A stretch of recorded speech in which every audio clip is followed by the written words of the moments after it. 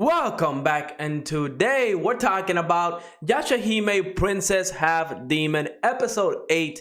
So like always, let's just jump into it.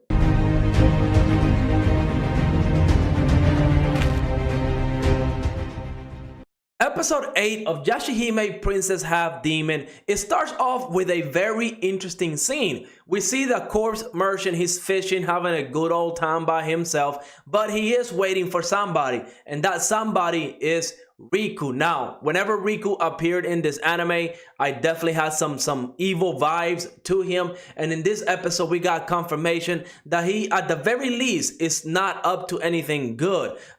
We don't know if he's actually like an evil character. He did say when he was talking to the corpse merchant that he is interested in getting rid of the four perils. That's why he put the bounty on them, and the corpse merchant is kind of sending Towa, Setsuna, and Moroha after the four perils, because they're the only ones I'm guessing that can destroy the four pearls right now.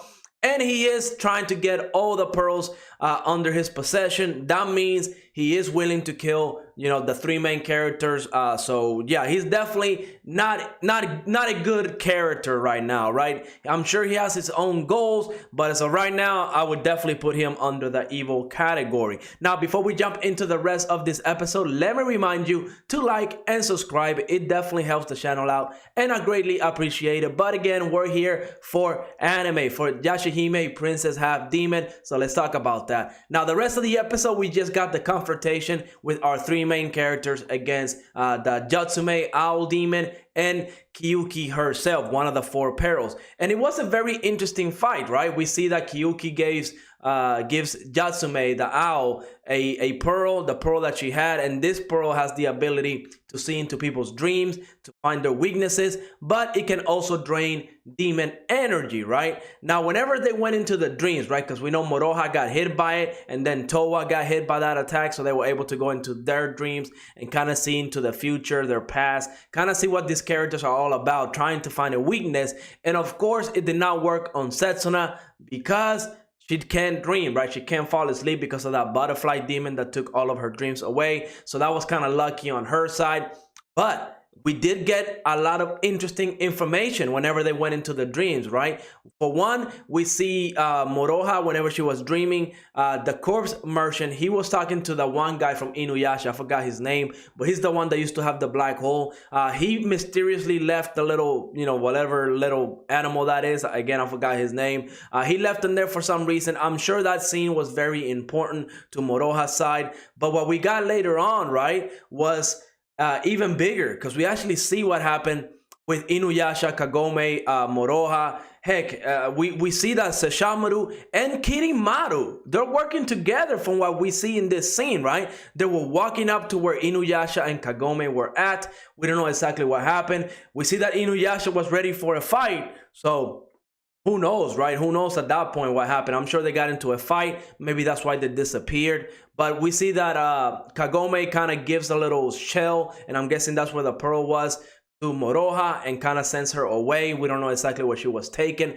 But now we have confirmation that something did happen with Kagome and Inuyasha. Maybe they're sealed away. I don't think they're dead, right? Like, I don't think they're dead. I hope they're not dead, right? Like, I really would love to see Moroha. I don't know about Towa and Setsuna seeing Sesshomaru, especially after this scene, because it seems that Sesshomaru kind of started this whole thing, right? So we don't know. We don't have the full information, right? For all we know, Sesshomaru, this is part of his plan to destroy Kirimaru and the four perils and kind of bring peace to the world. We don't know exactly what it is, but from this scene, it's kind of suspicious. It's kind of suspicious because he was walking up with Kirimaru next to him. So they were definitely doing something together, working together. So I'm going to keep that in the back of my head when I think about Sesshomaru and see if he deserves justice or not. Because as of right now, he definitely did something bad, because we don't know why he will go after Kagome and Inuyasha. So hopefully we get answers to that. This anime has been doing a good job at giving us answers, right? Like they introduced Riku last episode, and I knew something was off with this dude. And in this episode, we got a little bit more information regarding Riku. So I like that. Hopefully next episode, we get a little bit more about the dreams that all these characters had. Like they start looking into it and we find answers, because I really want to know why Sesshomaru was right next to Kirimaru. That doesn't add up because last time we heard they were trying to kill each other for power, especially Kirimaru. He wants to be like the strongest demon, dark demon, the beast demon, whatever he is. So he needs to get rid of Sesshomaru. And the only way to save both of them is, the only way to save like the world right now is to kill both Sesshomaru and Kirimaru. So maybe Sesshomaru is setting all of this up to give motivation to his daughters, Towa and Setsuna, and of course Moroha, so they would actually go and kill Sesshomaru. Because I can't imagine, right, like Towa and Setsuna willing to kill their father. I don't think that's going to happen unless Sesshomaru does something where they would have to do it. So I'm guessing that's part of Sesshomaru's plan right now. Again, we know the Trio Ages is involved in all of this.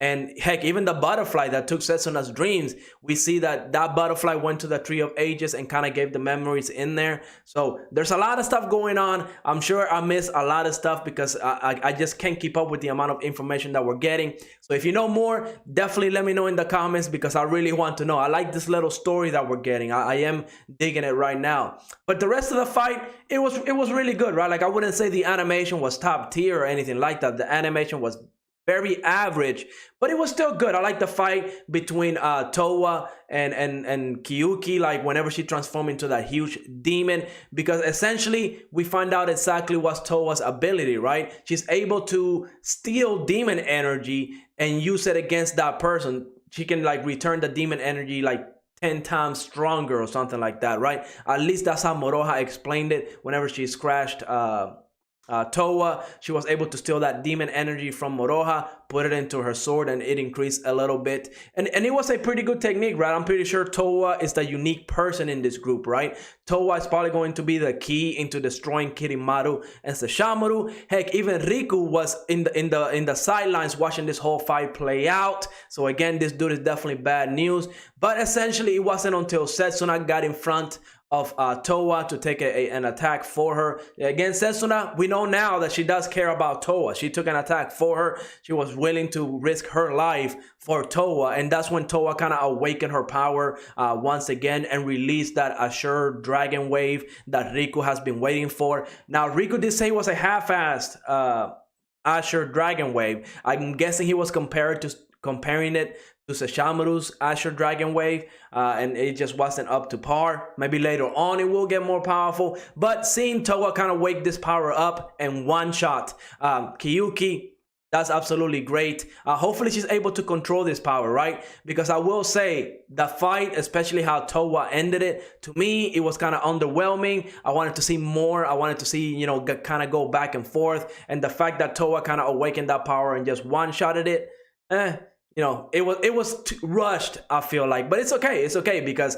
I definitely prefer something to be rushed like this than be dragged out for 2 or 3 episodes. Like this fight, they could have easily dragged it out for like another episode, and that would have just been kind of worse than the way it did it here. I definitely prefer stuff to move along because I do like the story and I want answers now. I really want to know the whole thing between Kirimaru and Sesshomaru going after Kagome and Inuyasha. So if they rush it, that's fine. I want the information now. I don't want to wait 3 weeks to find out what happened. But yeah, essentially, it was a pretty cool fight. At the end, Riku was the one that killed Kyuki. He did the little bling, and she just dissolved. She just dissolved, and he stole that pearl. His goal is to get all of the 7 pearls, so he had to do this.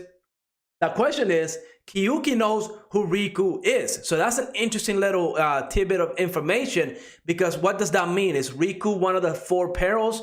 I don't think he is, because he set the bounty out for the 4 perils. 2 of them are dead. There's 2 left. So I don't think he's one of the 4 perils. Maybe he's something else. Kirimaru, maybe he is Kirimaru. I don't know. But again, he has enough power to go after the 4 perils. He just doesn't want to do it. He only likes going after the things he loves. That's what he said early in the episode. So I don't know, but I really am intrigued by Riku. I want to know what his goals are. Why is he trying to get all the 7 pearls? He definitely has big ambitions, and I can't wait to find those out. I do like Riku right now. I do like him as a character, so hopefully he gets a lot more screen time like he got in this episode, because I really want to know what is up with him. Essentially, we know he's going to go after our 3 main characters later on. Maybe once they kill the 4 perils, there's 2 dead, 2 more to go, and Maybe they kill all 4 of them, he's going to turn on them, and that's what we're going to see, the fight between, you know, our 3 main characters and Riku, and we might learn his motivation there. Overall, great episode. I liked everything that happened. I liked all the information that we got. But if you know more and you can explain it a little bit better than I did, definitely let me know in the comments, because it definitely helps me out to know this stuff, and I greatly appreciate it. But like always, leave a like, subscribe, and I will see you on the next episode.